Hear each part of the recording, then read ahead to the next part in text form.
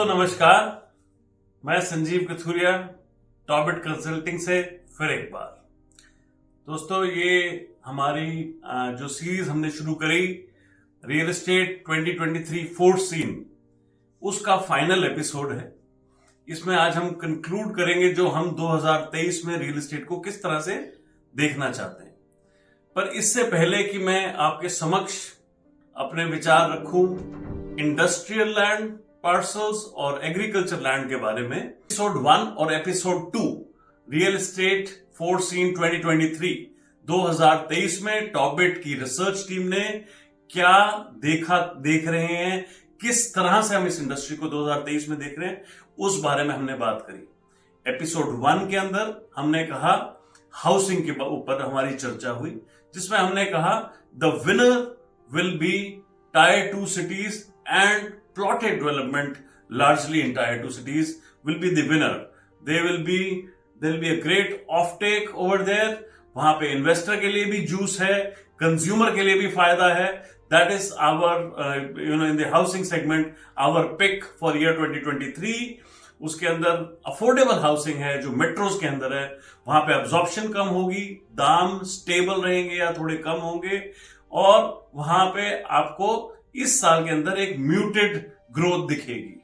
Luxury housing will keep doing okay, थोड़े थोड़े price भी बढ़ते रहेंगे क्योंकि इन्वेंट्री बेस बहुत स्मॉल है। ये था हमारा एपिसोड 1। जिन लोगों ने नहीं देखा हो वो टॉबिट पे जाके देख सकते हैं। टॉबिट 2 के अंदर हमने बात करी थी ऑफिस स्पेस और रिटेल की, जहां पे हमारे को लगता है कि जो मास लेऑफ्स आईटी इंडस्ट्री में अक्रॉस द ग्लोब हो रहे हैं उनके चलते, क्योंकि इंडिया की लार्जली ऑफिस स्पेस कंजम्पशन जो है वो यूएस से होती है, तकरीबन 60 से 65%।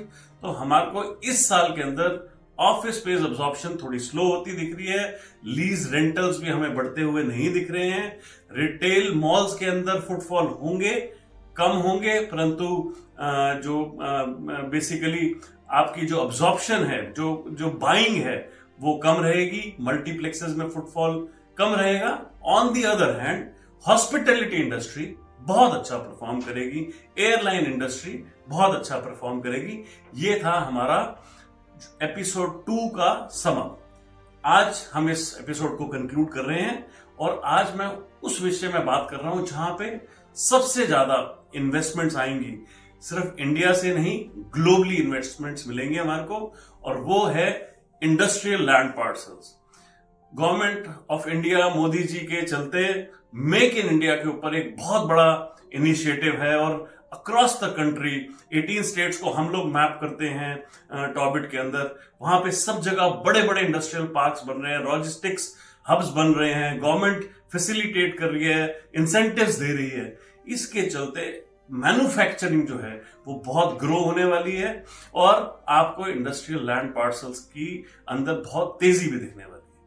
और फाइनली एग्रीकल्चर जो लार्जेस्ट प्रोड्यूसर ऑफ एम्प्लॉयमेंट है, उसके अंदर एग्रीकल्चर लैंड के अंदर भी हमें बहुत ज्यादा तेजी दिखती है। इसीलिए नहीं क्योंकि इंडस्ट्री के लिए लैंड अक्वायर होंगी या खरीदी जाएंगी, इसलिए भी कि अगेन गवर्नमेंट ऑफ इंडिया और मोदी जी के चलते एग्रीकल्चरिस्ट की जो इनकम है उसको डबल करने का एक संकल्प लिया हुआ है सरकार ने, और उसके चलते आप देखेंगे कि एग्रीकल्चर के अंदर इंस्टीट्यूशनलाइजेशन होगी, इंडस्ट्रियलाइजेशन होगी।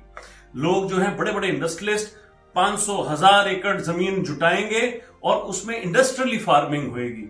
तो ये हमारे को दो बहुत ही स्वीट स्पॉट्स दिख रहे हैं 2023 के अंदर, the agriculture land parcels and industrial land parcels, they will do extremely well.